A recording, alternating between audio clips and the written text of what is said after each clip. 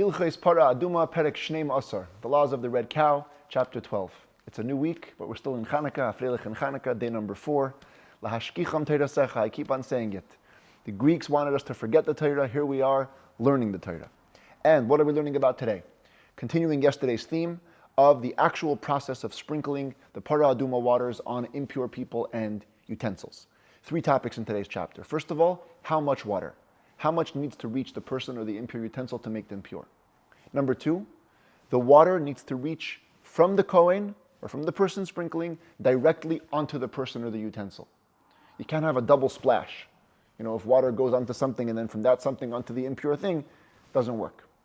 Third topic, which is the bulk of today's chapter, what happens if you have a utensil that has 2 parts or multiple parts? Does the sprinkling that reaches one part of it affect the other parts of it? And this opens up a very big conversation. Chibur, the idea of connection. At what point is something considered connected? At what point is it considered to be 2 distinct entities? And that's the bulk of Perek Yud Beis. But first, the first 2 topics. Says the Rambam Halacha Aleph, Adam shenitma b'meis. If a person became impure from a corpse, v'huza alav, and the Parah Adumah waters were sprinkled upon him, kevan shenaga kol shehu mimei hanida. So long as even the slightest amount of the sprinkling waters touched b'chol makom me'er b'sarei shel tamei, any place of the skin, of the flesh of the person who is impure, also le hazaya, the sprinkling counts. Anywhere, the tiniest bit. Afilu nafla ha'hazah al reish etzboi or al reish tzvasai. Even if the sprinkling only reached the tip of your finger or the red part of the lip, it's good, as long as it touched the revealed part of your skin.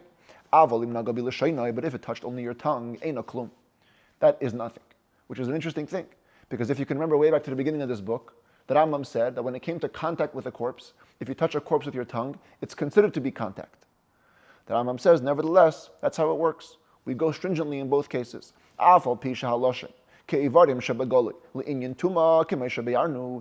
though the tongue, when it comes to contracting impurity, it's considered to be like a revealed limb, as we explained way back in the beginning of the book. It's not considered to be an open or revealed limb with regards to the purification side of things, sprinkling or going to the mikveh, where it's important not to have an intervening substance between you and the water. So the laws of the internal parts of the body are a little different when it comes to that.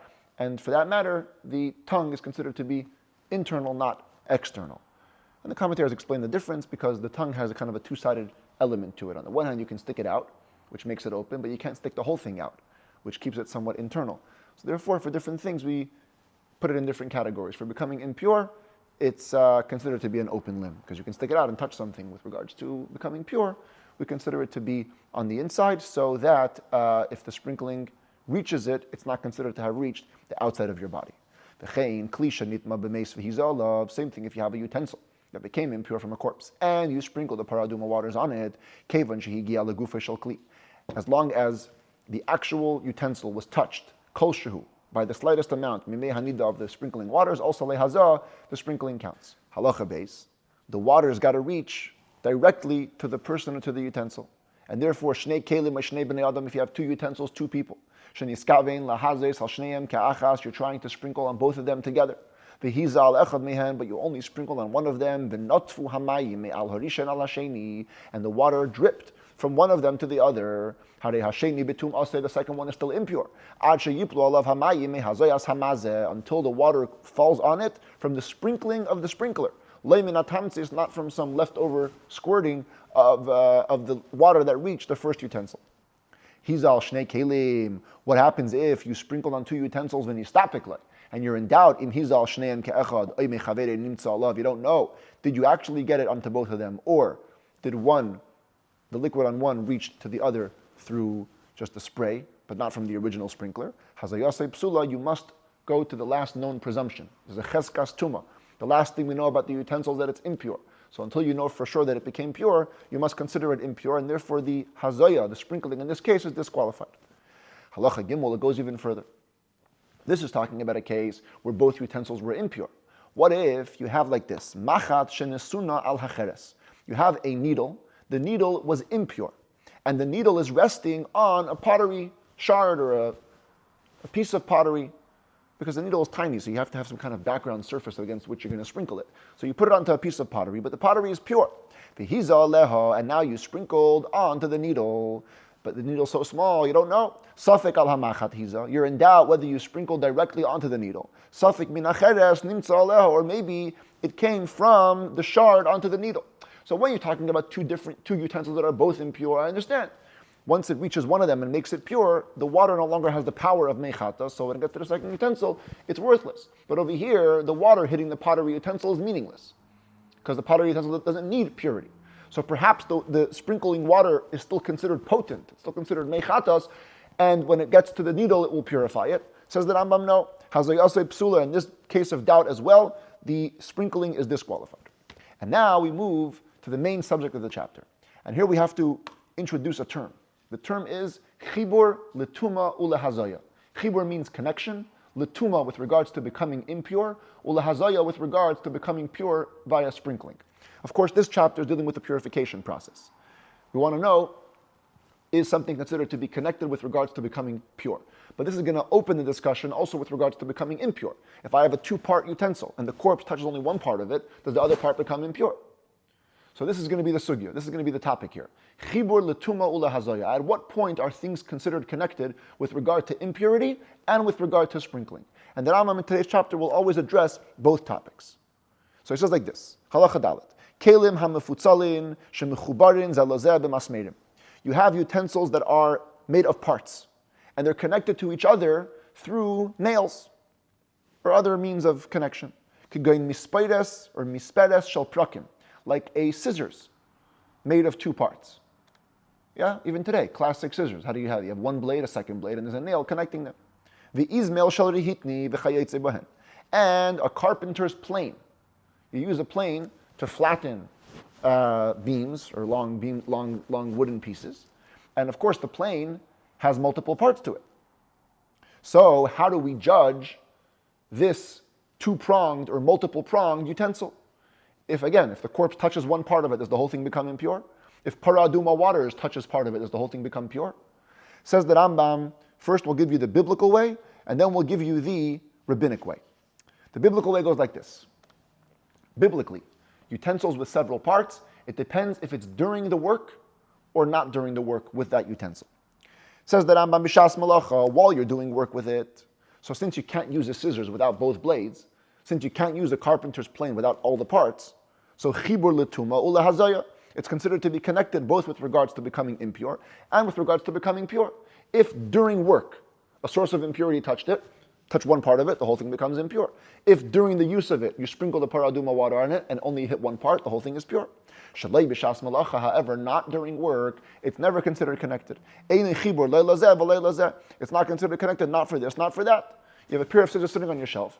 When it's sitting on the shelf, you don't need both blades to be together. So if corpse impurity only touches one blade, only that one becomes impure. Or if it's already become impure, and you sprinkle water on it while it's not being used for work, and the water only reaches one part, it won't help for the other part. As the Rambam immediately clarifies. What does it mean that things are considered connected with regards to impurity and sprinkling? If one of the blades, one of the parts of the plane became impure during work, the other part also becomes impure. If you sprinkled Parah Adumah water on them while they were being used, also the sprinkling counts for both, as if they're literally one entity. What would it mean that things are not considered connected? Not with regards to impurity, nor with regards to sprinkling. That if a scissors is sitting there again on the shelf, not being used, and one of the blades becomes impure, the other one does not become impure. Or if the both of them already became impure, either because they were separately touched or because they were being used when they became impure, but when you came to sprinkle them, they were not being used. You sprinkled on one of them, not during work time. The other one has not become pure, even though they are connected, because when they're not being used, they're inherently two separate things. They don't have to be connected, and therefore they're not considered connected. And again, that's all biblically. V'zehu din Torah. This is the law, biblically speaking, that it depends during work. It's always connected, not during work, it's never connected. So notice if you go biblically, it's It's leniency and stringency. During work, it's considered connected for impurity, which is a stringency, but it's also a leniency that for sprinkling, you only have to reach one part. Not during work, again, leniency, stringency. For impurity to leniency, doesn't become connected, but for sprinkling, it's also a stringency that you have to sprinkle on both parts. But rabbinically, they came and they made a decree of two parts. Number one, that with regards to becoming impure, for impurity, they're considered connected even while not doing work. Now you have an extra stringency. You have a scissor sitting on the shelf, and corpse touched one part of it, the other part becomes impure. Gzeira mishum shas malacha, because this is the decree, lest you get confused between work time, not work time. So you know what, across the board it becomes impure together. And therefore always, if tuma touches one part of the blade or the plane or the scissor, whatever it is, the other part also becomes impure. And they came and added another stringency, that for sprinkling they're never considered connected. Even if they are being used, as a decree, lest it be not in the case of being used, in which case you have to sprinkle on both parts, people will get confused. And therefore, forever, if you sprinkle on one part, it doesn't purify the other part. Till you sprinkle also on it. So now you end up again with a double stringency. It's always connected for becoming impure. It's never connected for becoming pure. Therefore, says the Rambam, you can learn that wherever you're going to hear the term chibur letuma ve'enei chibur lahazaya, that something is considered connected for impurity, but not considered connected for sprinkling for purity, this can only be a rabbinic imposition. Because if typically, without the rabbi's decree, if something is considered connected, it's connected across the board. If it's not connected, it's not connected across the board. The only way you can say that for one thing it's connected and one thing's not connected is if you're a rabbinic stringency. And therefore the Rambam says, typically you're going to hear the terms chibur letuma ula hazaya, it's connected for both, or enei chibur le letuma v'le hazaya, it's not connected for either. But if you hear the term chibur letuma v'le chibur hazaya, you know you're talking about a rabbinic decree. And now we get into a whole bunch of different things, like this, two-pronged entities. Halacha hey, shnei kelim shechibran ad shenasu keguf echad. What happens if you take two utensils and you combine them, not just their multiple parts, you literally make them one. They become like one body, one entity. Maybe you sew together two pieces of clothing, two curtains, but mamish, sewed it together really well. Now they become connected in all ways, both for contracting impurity and also for sprinkling. They get that leniency as well. The rabbis didn't put their decree here. Why? Because they become like one utensil. If it's one utensil, you can't make a decree. It's one thing. If it's one thing, it's always considered to be connected. Halacha vav shlal hakoivsin. Shlal hakoivsin means the weak stitches made by launderers. Typically, as the commentaries explain, and this is like, think about a cleaners that's cleaning a lot of people's clothing together. So a person gives in multiple articles of clothing. So how do you keep track that it's all one package from one customer? So what they used to do was they take all the cloths, all the shirts and the pants that they bring in, and they put a weak stitch through them all. And now they stay connected. Or other commentaries say it was to protect smaller articles of clothing.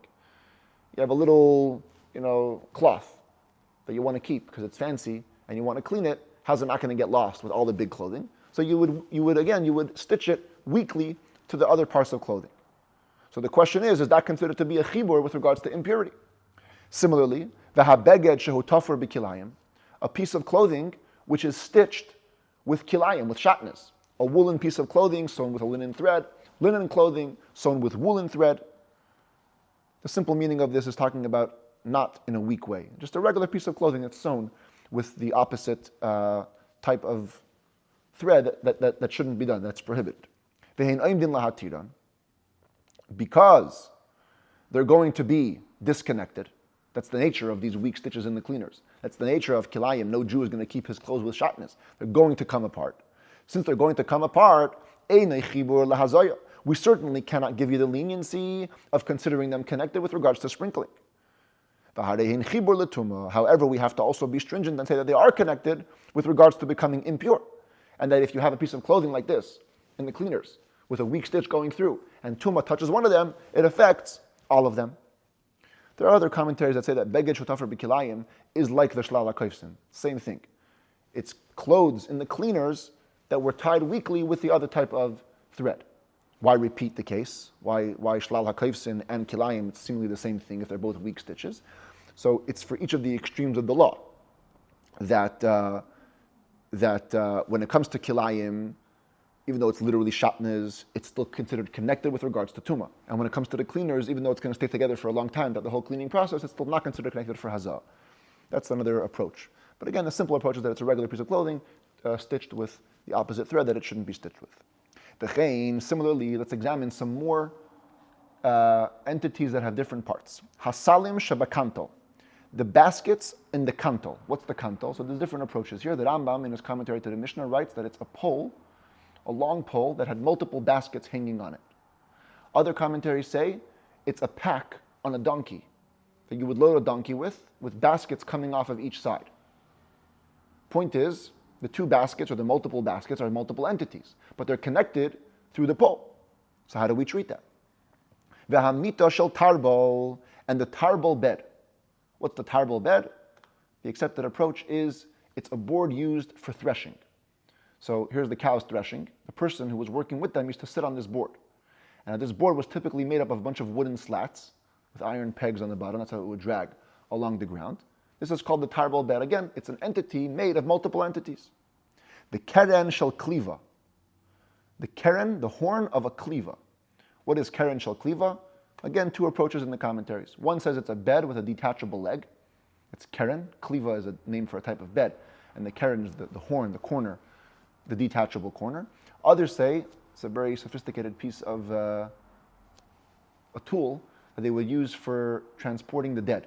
They used to transport corpses on a stretcher, on a funeral stretcher of sorts. But in order to make sure that the corpse would stay stuck to the funeral stretcher, they had this horn that was protruding out of it, and they would tie the corpse to this horn. And it was adjusted for size. That's the keren shel kliva. So again, a two-pronged entity it's a thing that has two parts. The karnayim shel yotzei drachim. And the horn-shaped canteens of travelers. Here's an actual guy. These hunters, they go out with these little horn-shaped, I don't know if you can see it clearly in the picture, but that's how it is. It's a horn-shaped thing with water. The Rambam actually adds in his commentary to the Mishnah that travelers used to go with a series of these horn-shaped things, and if they would come to a water hole, where it was hard to get water because it was narrow, so you can extend a series of these horns. One horn goes into another horn, goes into another horn, and it can actually help dig up some of the water. That's why it goes into this category, because it's a few entities that come together to form one bigger thing. B'shalshelas hamafteiches, a keychain. Yeah, multiple keys on a keychain. So all of these things, chibur letuma v'lei lahazah, we have the rabbinic imposition. We consider them connected enough that if one part becomes impure, the whole thing becomes impure. But we don't consider it connected enough that if you sprinkle on one part, it doesn't purify the other parts. Rather, the water needs to touch from the sprinkler to every basket, in this interpretation, or here, both baskets. It must touch every key on the keychain. Every horn meaning either the horn of the canteen, or the horns, the funeral bed, or the regular bed. And every slat, every beam on the tarbol bed, the threshing board, also must be touched individually by the sprinkling waters. Let us assume you take 3 woolen pillows and you connect them. By stitches or whatever, they become one entity. The sheish shel pishta. Or you take 6 linen pillows and you connect them. Or 3 sheets. Or 12 handkerchiefs. And you connect them. Up to this number, up to 3 woolen pillows, up to 6 linen pillows, up to 3 sheets, up to 12 handkerchiefs, a person might actually leave this as one entity. Once a thick handkerchief or a thick pillow, and it becomes connected completely, both for becoming impure, which is a stringency, and for becoming impure, which is a leniency. Yes, or nikah, once you put together more than 3 of wool, or 6 of linen, or 3 sheets, or 12 handkerchiefs, chibur l'tumah v'lei lahazah. The chances are you're going to take it apart, and therefore we go strictly. It's connected for impurity, but not connected for purity, for sprinkling. Chaluk echad, if you have one massive cloak, v'talis achas, or one massive talis, ukluv karin echad, and one massive kluv kurin. The Rambam will define this momentarily as basically what we know today as a down coat. You have 2 layers, and you fill it with feathers or with cotton to create some insulation. These things, the entire entity, even if they're huge, are considered to be one thing. They're all connected for impurity and for purity. Even if they're very long, very wide, no matter how long or how wide they are, Tumah touches one part, the whole thing is impure. Sprinkling touches one part, the whole thing is pure. What's called the kluv kurin? It's basically 2 pieces of cloth. And you put cotton in between them. And you sew it down to be one entity. From which you make a cloak or a coat for wintertime. Some more variations. A cover for a samovar, for an urn that's connected by a chain. Okay? So it's somewhat connected. Is this one thing or 2 things? Hizala Mecham says that Rambam, we divide it actually. We consider the cover to be subservient to the pot or the samovar, but the samovar, the urn itself, is not subservient to the cover. And therefore, Hizala Mecham Tar. If the sprinkling reached the actual pot, the whole thing is pure. Hizala Kisu, if you only sprinkle on the cover, the samovar is not pure until you actually sprinkle on the actual samovar itself. And the commentaries point out that Rambam chose this one case of a mecham, but the same is true of all covers, of all utensils. And there's a lot of discussion why the Rambam chose the mecham.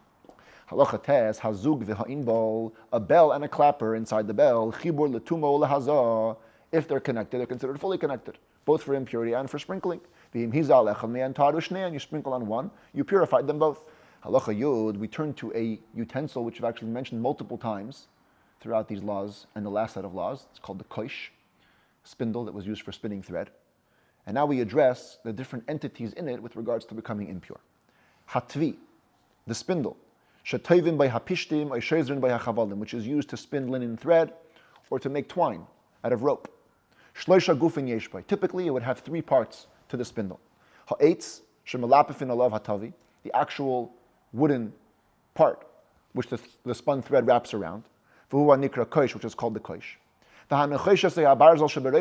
The hook of copper or iron at the top of the stick. V'huwa nikra tzinoira, or some Rambams have tzinira. It's called the tzinira, shabba poislin v'tevim, which is actually used to spin the thread or to twine the twine. And then what's called the millstone, but it's basically the weight that would hold down the koish so it could spin properly. V'hiya nikras pika. That's called pika. So you have tzinira, koish, and pika. So, what do we do with this with regards to tuma and hazaya? So the Rambam differentiates between a twine one and a thread one. HaKoish shepoislin b'achavalim shenitma. The koish that's used for spinning thread into rope that becomes impure. Lo yaza la pika shaloi. The loyal hakoish. Don't sprinkle only on the weight or on the wood. Ella al hatzinaira on the hook. That's considered the main part. That's where all the twining happens. So everything else is subservient to that. It is not subservient to the other parts. But after the fact, if you sprinkled it on one of the other 3, the whole thing does become pure. But ideally, you sprinkle it on the tzinira. However, v'shel pishtan, if you're dealing with the spindle, for linen thread,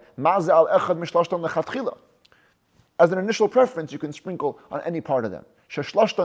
Because all 3 are well connected. As the commentators explain, the ones that were made for spinning linen thread, they were made to begin with very, very well attached. And therefore, they're all considered to be one entity. Halacha Yud Aleph, shel harisa, the leather mat that was laid down in cribs. We have today a similar concept. They put these cloths down for the baby if it gets dirty, the crib. So they used to have a leather mat, also to protect from dirt. Shuhu mechubar lepikas, it's attached to rings at the corners of the bed. Chibur letuma ulahaza, since this leather mat stayed there for a long time, unlike today, I guess. Today they change these cloths every day, every second. But these leather mats, the commentary is right, only if nislach lech ma'oid, only if it got very dirty, they would change it. So typically it was meant to stay there. So therefore, it's considered one, or attached to the bed, both with regards to becoming impure and with regards to becoming pure with sprinkling. Hamal bein shel mitais, the bed frames, the customary bed frames of those times. This is the mal bein shel mitais. Others say, based on the Rambam's commentary, that it's referring to like a headboard or a front board of the bed that was decorative and treated extra nicely. So in some ways it could be seen as a different part than the bed. Einei chibur. Leila tuma v'leila haza. It's not considered connected, not with regards to impurity, nor with regards to becoming pure with sprinkling. They're all considered distinct entities. Halacha Yud Beis. What do we do with handles? Kol yudais hakelim hakeduches. All handles of utensils that have holes in the handle. The handle is what we call a female. Like the handle for a typical knife, or things like that. Shahanitzav naku v'habarzel nichnas boy, where the handle has the hole and it's the piece of iron or metal that enters it. Chibur letuma ulahaza. So while they're connected, they're fully connected, both for becoming impure and for becoming pure with sprinkling. Aval hagades hacharukais or hachadukais.